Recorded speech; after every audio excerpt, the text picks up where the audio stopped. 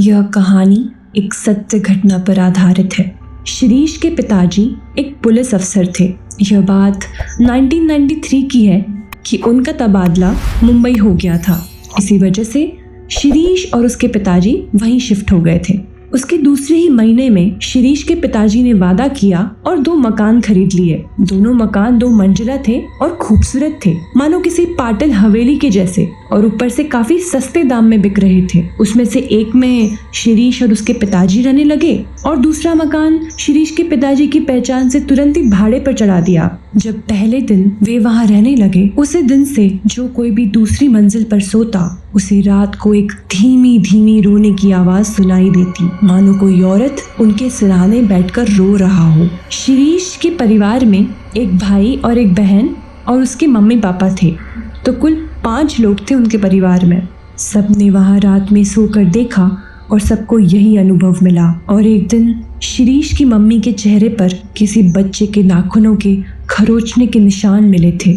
उसी दिन से शिरीष के पिताजी ने ऊपरी मंजिल बंद कर दी और वे सब नीचे की मंजिल में ही सोने लगे और उसे इस्तेमाल करने लगे। और दूसरा मकान जो उन्होंने भाड़े पर चढ़ाया था, उसमें गजबी की प्रेत आत्मा थी। वो मकान 2 बार भाड़े पे चढ़ाया गया।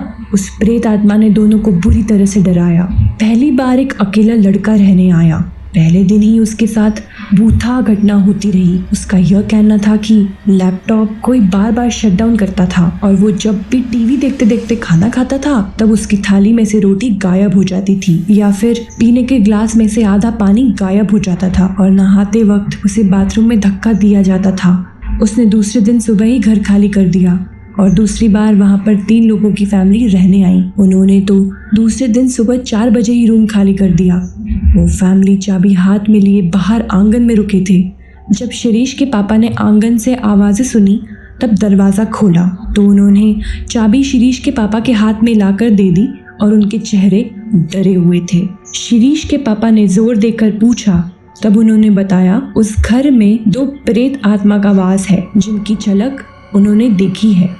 उन्होंने बहुत बुरे तरीके से उन्हें तंग किया। रात के खाने में उन्होंने मटन पकाया था, पर जब वो खाने बैठे तब पतीले में सिर्फ हड्डियां थी और मांस गायब था। इसके साथ ही वे रोटियां भी सारी खा चुके थे। शिरीष के पापा ने भी ज्यादा सवाल नहीं किए और उनके पैसे वापस कर दिए और उन्हें भेज दिया।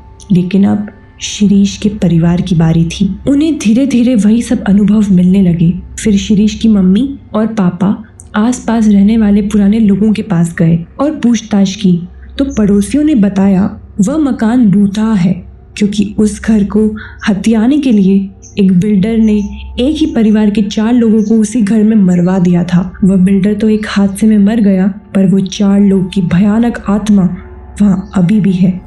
इसलिए उस घर में कोई नहीं टिकता। वो भटकती आत्माएं सभी को डरा के भगा देती है। शिरीष के पिताजी ने एक गलती की थी कि सस्ते दामों के चक्कर में आसपास पूछताछ किए बिना ही घर को खरीद लिया था। इसी वजह से वह अतृप्त आत्माएं उनके गले पड़ गई थी। फिर शिरीष के पापा ने थोड़ा पुलिस पावर दिखा के उसी ब्रोकर को वह मकान वापस भेज दिया और उसके बाद वे सब पुलिस कॉटेज में शिफ्ट हो गए और 1 साल बाद उन्होंने उनका खुद का मकान खरीद लिया। अभी भी शिरीष मुंबई में रहता है और उस भूता मकान की जगह एक फूलों और फव्वारों वाला पार्क बना है।